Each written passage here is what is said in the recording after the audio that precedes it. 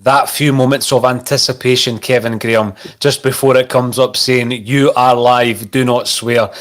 It's a Celtic state of mind. It's the big match day. We are playing this evening a knockout, a playoff against AZ Alkmaar. It's at Celtic Park. Kevin, Laura and myself are not at Celtic Park. We are here to cover the pre-match, the half-time, the full-time, and we are aware of the lineup. I'm going to come to yourself first. Kevin Graham, what's your reaction to the starting lineup tonight? I've got no surprise over the starting lineup. Furuhashi was always going to go through the middle as soon as Abada or Christie came back. I think Eddie was just horses for courses on Sunday, and it's quite obvious that Ange fancies Furuhashi as a striker. And so it was always going to be his best option. Furuhashi, I says earlier on today that Furuhashi has probably been the catalyst of our upturn in recent form. So I always thought it would be an easy decision for Postecoglou to make, to put Furuhashi back through the middle. I also think it was an easy decision for Postecoglou to make, to bring back an Abada. Again, one of his own signings, another guy who's bought into him. So that was a simple decision for him. The back four picks itself. Really, it does pick. Well, the back five picks itself, and so does the midfield. So the only decision Postecoglou really had to make was to bring back in Abada and who was dropping out. Right. No, I mean, see, when we look back on that press conference with Kyogo, and he spoke about playing through the centre, Kev. He's made 5 appearances. He's scored 5 goals. One of those appearances was a substitute appearance. Interestingly, no assists so far. Laura, when you're looking at that lineup, do you agree with Kevin that is the best lineup and the lineup you would have expected tonight? It's certainly my preferred lineup. I think you could possibly make a case for Christie over Abada if Christie was fit. But certainly, as far as the forward line goes and what we've got available in terms of the other positions, it's probably about as strong a team as we can put out just now. I think that I was personally a bit concerned, although Furuhashi had a good game at the weekend out on the left. I think him stating that he prefers to go through the middle, and the fact that he seems to me to be a lot more effective through the middle, it's encouraging to see that Ange has put him back into that position as soon as possible, because there was a concern that, you know, if Eddie started showing a bit more willing to do the work and that kind of thing, that maybe Furuhashi wasn't going to be first choice up front, and I certainly prefer him there. And I also think that he's kind of managed to put paid to some of the opinions that people have had, that perhaps just looking at his stature and looking at his size, there was maybe an assumption that he was not physically strong enough to deal with the more robust sides of the game, but I think he's shown that he's more than capable of doing that, so there's no concern about putting him up front through that middle position, because he'll handle himself as well as anybody, I think. Yeah, absolutely. I mean, see, Kevin, when you're looking at the fact that Eduard came on, you called it horses for courses.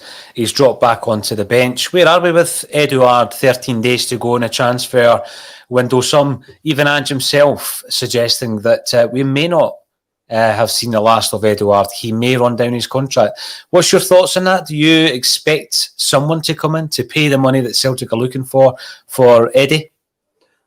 At this precise moment in time, we're in the same point with Eduard as we were 113 days ago, 213 days ago. Nobody's come in and bid the cash. So he's a Celtic player. And until that happens, then he is going to be a Celtic player. I mean, he has to give off. Is he sitting around waiting on a bid to come? Is he sitting there not wanting to commit to anything, just waiting on this bid that hasn't materialised at all in the last year? So, I mean, he knows himself, if he runs down his contract, then he will get the move that he wants. But whether Celtic will allow him to run down his contract is a complete and utterly different story. I think at the moment, when you look at the way Ange wants to play, Furuhashi is his number one choice up front. Furuhashi is the catalyst of the team. But Eddie's a damn fine sub to bring on if things are not going well. No, he certainly is. We're talking about the performances of Furuhashi, Kev, but also, that infectious positivity. We spoke last season about, there was a rot setting in at Celtic, and it was hard to shake it off because it seemed to have affected quite a lot of the players. How big an impact do you think he's had on that, the mentality, the positivity amongst the group?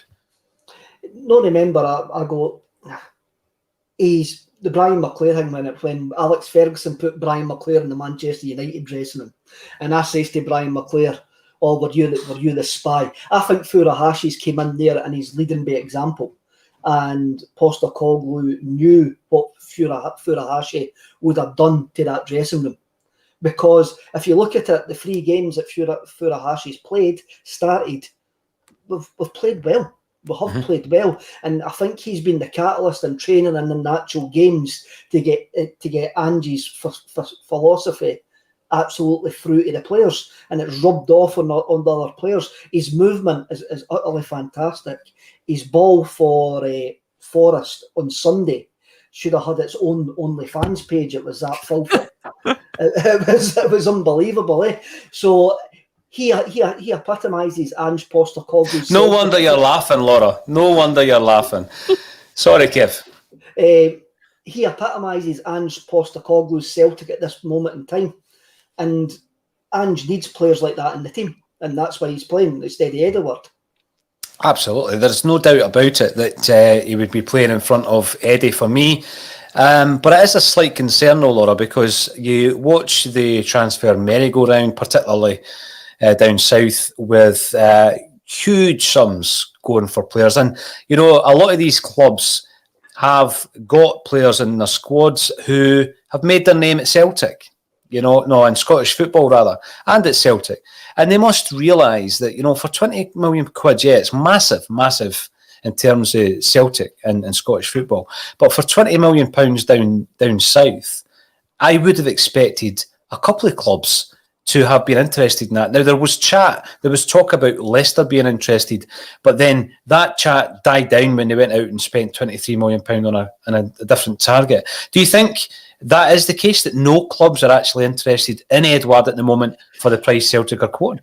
Well, it's difficult to say. Like, I do agree with you about the fact that, I could name off the top of my head 3 or 4 players who have either been established in Scotland or spent part of their career in Scotland. You're talking about John McGinn, Andy Robertson, Virgil van Dijk, Billy Gilmore, just to name a few, who've either started in the youth setups in Scotland or have established themselves in some sort of first team role before going on to hit the heights in the Premier League. But the difference with them is they were on an upward trajectory when they did that, and I think they were the talent that each of those examples that I've given was obvious at the time that they made their move to England. The question that I would ask myself if I was looking at Eduard is, what did he do last season to earn a move to one of these clubs? Because he's not of the standard that some people would suggest to go to an Arsenal or any of the slightly higher up clubs like the top 6. I don't think he's established himself at that level. And then you wonder, can he actually do a job for a club that is lower than that? I don't know, because I don't know that he has the work rate or the determination or the attitude that's required to work for a team that is in the lower half of the Premier League even. Because let's not forget, he might think it's, I don't know what he thinks about the lower reaches of the Premier League, but even the lower half of the league could certainly double or triple his wages compared to us. So there would be an advantage to him going there, but whether he would want to play the type of football or whether he would like to challenge himself in that way, I don't know. And I don't think any of them are looking at him and what he's done in the last 12 months and thinking we need to get him in. So I don't know. I think the way the fees that are being talked about are slightly exaggerated, because as we all know in football, it's a case of what have you done for me lately, and at the moment it's not much if you're Eduard. Was that Eddie Murphy, wasn't it? What have you done for me lately? Do you remember that? But it's maybe before your time. It's maybe before your time. I just take in these things and then Eddie Murphy, Raw. Without really knowing. Yeah, there'll be somebody in the comments who watched that. It was Eddie Murphy, Raw, I'm pretty sure, on his stand-up when he was at the absolute peak of his powers. Now, the thing with chatting, sorry, Kev, you look as though you're on your edge of your seat. You want to just chip in with something there. There's comments coming in about Eddie asking for £85,000 a week. I've never heard that. He will be lucky to get that moving from Celtic to wherever he is. If Celtic are prepared, I mean, we've got this week in England where a lot of clubs will probably blink after this weekend. A lot of people are putting 2 and 2 together and getting 5 with the fact that Patrick Vieira's at Crystal Palace and the guy who picked him up for PSG has now been appointed head of the academy at Crystal Palace as well. So I think we just need to wait and see. But if his agents put it out there that he's looking for £85,000 a week, then he's not going to get that. He isn't going to get that. But a wee move to London might fancy him. Or if you want a wee outside bet, if he's going to move, maybe go to Nice in France. Okay. The reason, obviously, this is a point of discussion is that apparently we are interested in Georgios Giacomakis. Is that how you pronounce it, Kev? And what I was interested in is the last time we dipped into that league, I remember, not the last time, but the last time we did it with some kind of great result, was Pierre Van Hooijdonk coming in from NEC Breda, who at that time I think were maybe about mid-table team, and he scored a lot of goals, and obviously this target has also scored a lot of goals for a team who have been relegated. It looks as though we're interested in signing him. Other teams are interested as well, Kevin. I think Werder Bremen have been quoted. If we're looking for a striker, Eduard, Ayete, Kyogo, and of course, I'm going to mention them, but Leigh Griffiths are all still at the club.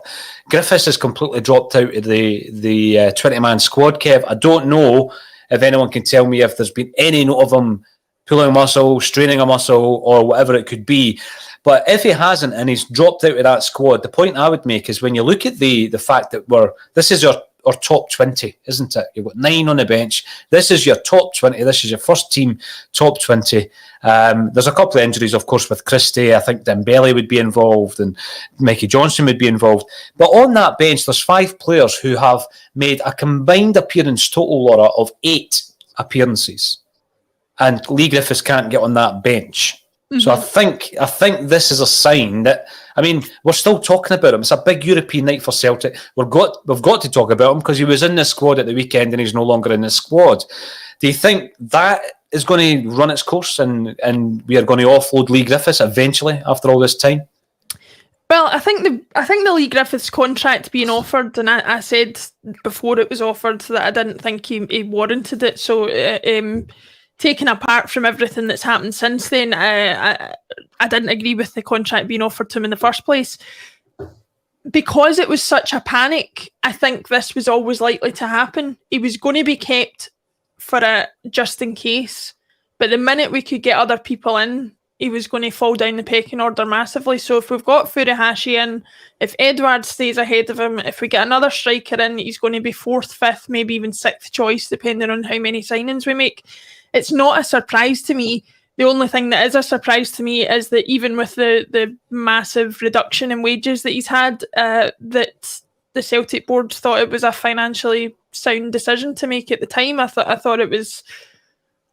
It was a symptom of the way we were operating just a few months ago, just kind of running around like headless chickens, grabbing anybody so that they wouldn't go out the door, even if it was somebody who'd struggled to get fit all season and contributed very little to the team.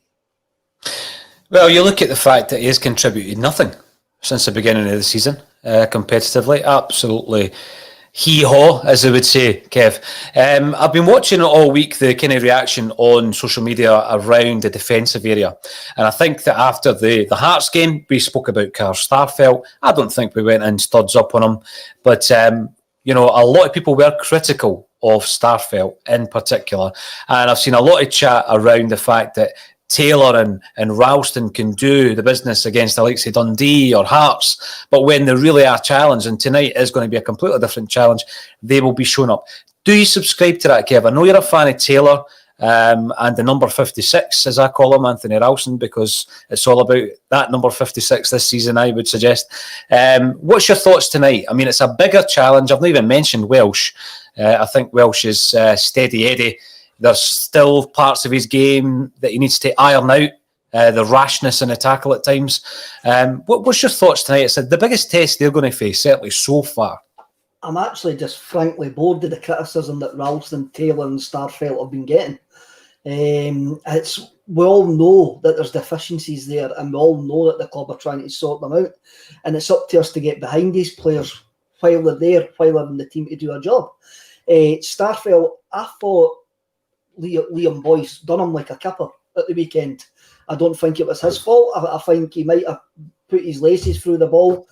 He was looking to do that, and Liam Boyce nipped him. That's it.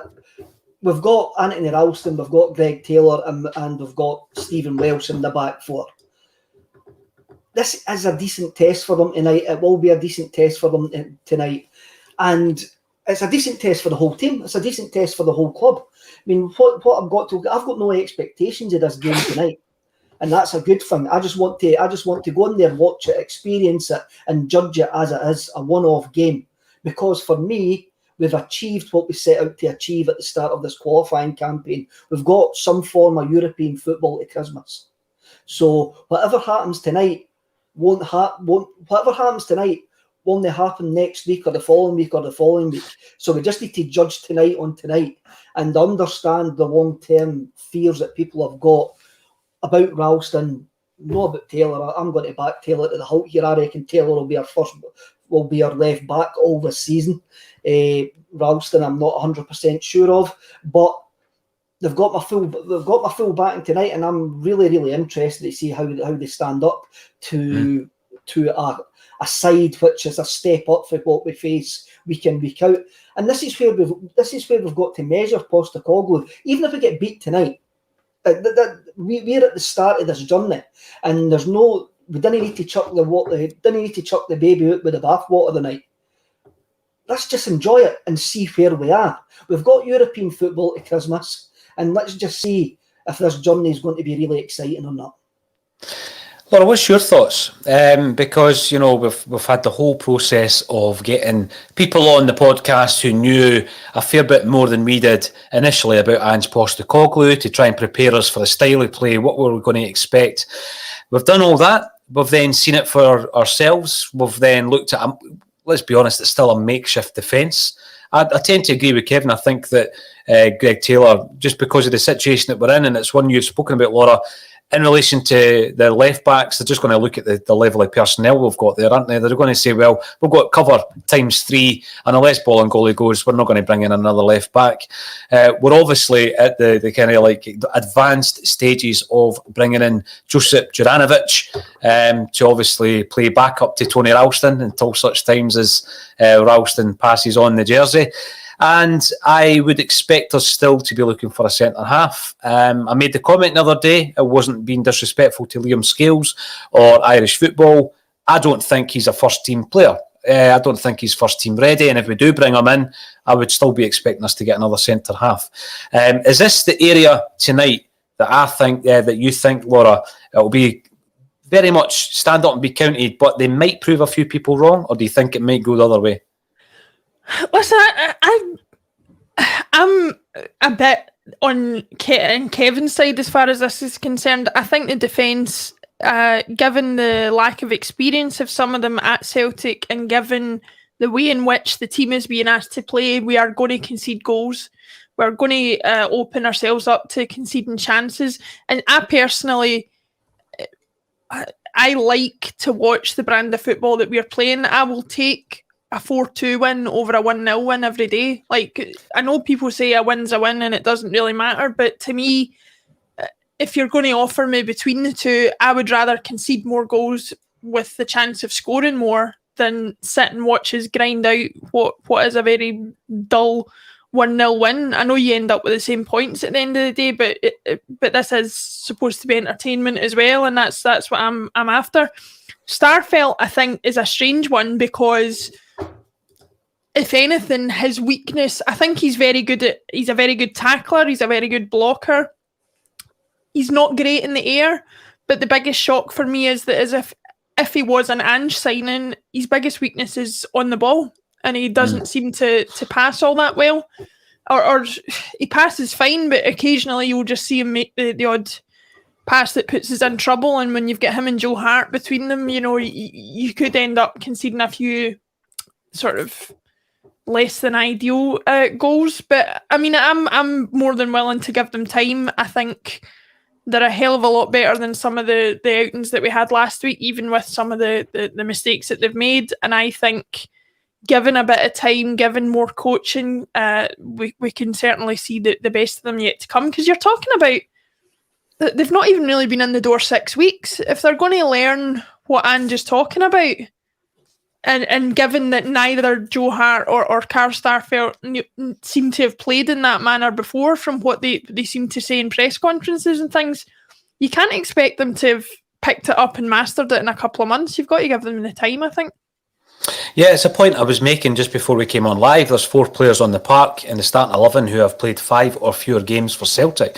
So when you're looking at that, more than a third of that side have not played many games, never mind together, but for the club. Kevin, there's a point coming in from Red Scotland. Welcome to the show, Red Scotland. You're commenting on YouTube, and as it says along the bottom, for free daily content and to be entered into a free monthly prize draw, get subscribing to the YouTube channel. Have to say, I would have preferred Kyogo on the left, Eddie through the middle. Forrest does not offer as much on the left as perhaps Kyogo can, and Eddie is better on the field, if up for it. Kevin, what do you feel about the fact that Abada's come in? I'm not surprised he's going to start, particularly with the fact that Christie's out.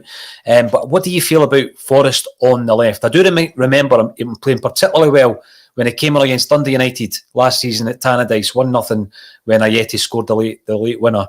He played well out left there, but I don't think we see it as often out left from James Forrest, do we? Again, James Forrest is an easy target for a lot of the Celtic fans, and I don't understand why. I just want to step back to the defence for 30 seconds. When you read the interviews with the defenders, and you've seen this week, Stephen Welsh's came out, Anthony Ralston's came out, and Joe Hart came out last week as well. Postecoglou's not going to go through them if they give up chances. And no. Postecoglou knows that they're going to be give up chances. I think what he actually says to Joe Hart, and Joe Hart admitted this, Joe, you're going to need to save us a couple of times. And Joe Hart's went, fine, that's what I'm here for. So the defenders are going out there with the confidence to play the way that Postecoglou wants them to play, because they know that they're not, unless it's an absolute howler, they're not going to get binned for it. Going back to James Forrest can play anywhere along that front. That front three is very interchangeable. You could probably see Furuhashi might end up on the left and Forrest through the middle. He might end up on the right and Abada through the middle.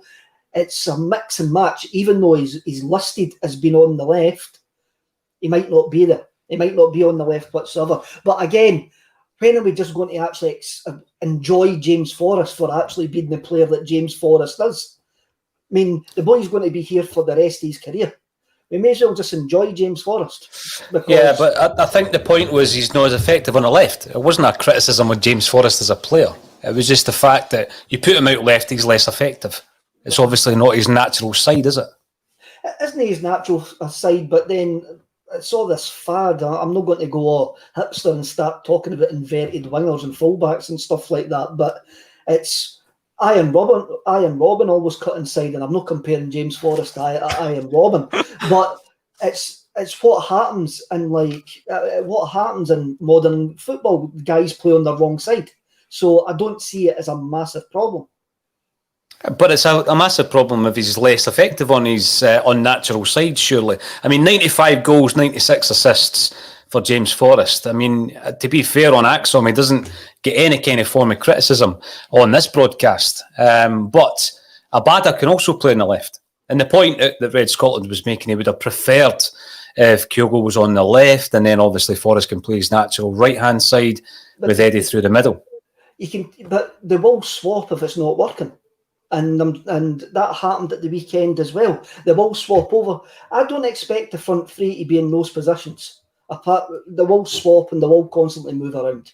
So I'm not too worried. Sorry to jump in, Kim, but I was just going to say I totally agree with that. Like I think that's what to me is most exciting about this front three, is that Furuhashi can definitely play in both the left and the right.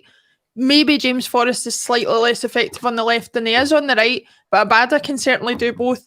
I think you've got an opportunity there to make the front three much more tricky for the defenders to deal with, because if the manager said, right, you pick up Kyogo through the middle, and then all of a sudden he's out left, he doesn't know who he's picking up. If you say to the right back for AZ Alkmaar, right, you're marking James Forrest who's out in the left, and then he switches places, it kind of mixes things up. It forces them to have to make decisions through the match, and I think as Kevin's saying, it's flexible, and I think it's a much more flexible option than Eduard would have provided, because he can really only go through the middle. Red Scotland confirms that he does love James Forrest. I don't think that was in any doubt. And Robbie Smith, Forrest has played in the left. Like I suggested, he did play in the left against Dundee United. He was very effective out there. And he was good. Yes, absolutely. Agree with that. Paul Docherty comes in, Kevin. Haven't seen that tremendous avatar for a while, so welcome back, Paul. Where is the help for the defence? No one in the midfield likes to defend or can tackle. So let's have a look at that then. We've got McGregor, Turnbull and Rogic. Or Rogic, if you prefer. Callum McGregor can put in a tackle, Kev. I think Angie's style is the hunt and packs. It's not about making the tackle, it's about stealing the ball. It's about winning the ball high up the pitch, not letting it get near the goal. So, and keeping shape if they do get close to the goal. I think that's all. We need physical players. We need players that can tackle, can throw themselves about, know the way Postecoglou looks at the game. And I think Postecoglou will be quite happy as long as he's got legs in the middle of that park, which he has got with Turnbull and McGregor. I think Postecoglou will be quite happy with their defensive cover. What's your thoughts on that, Laura? I've not really been too concerned, I've got to say, since we started playing with Turnbull, Rogic and McGregor in the midfield in terms of the defensive areas of the park. Yeah, I was at the Jablonec game last Thursday, and I thought that Callum McGregor playing in that deeper role was really effective, because I think he combines that. He's not as hard a tackler as you'll find in a central defensive or defensive midfielder position, but he is more measured with it, and he can play the ball. He can put his foot on the ball and pass it. So I think he's got the combination of things. The bit of me that would come back at the listener there or the viewer and say is, I don't think you need this midfield enforcer all the time. If you can impose your game on the opposition and not give them the chance to have possession and not give them the chance to get forward and be as unrelenting going forward as Ange wants us to be, then I don't think you need somebody in the middle of the park who's there purely to stick their foot in, because if we pass the ball quickly enough and move quickly enough and bamboozle them in that way, then I don't think you need it. Well, just as we've been talking, it looks as though Ange agrees that Forrest is better on the right, and Abada might be playing on the left. So there you go. Interesting times. We'll let you go and watch that game. We can see that obviously it's time to go and catch up on the first half action. We'll be back at half time. Thanks everybody for getting involved in the comment section, and thank you to Kevin Graham and Laura Bradburn for joining me on A Celtic State of Mind.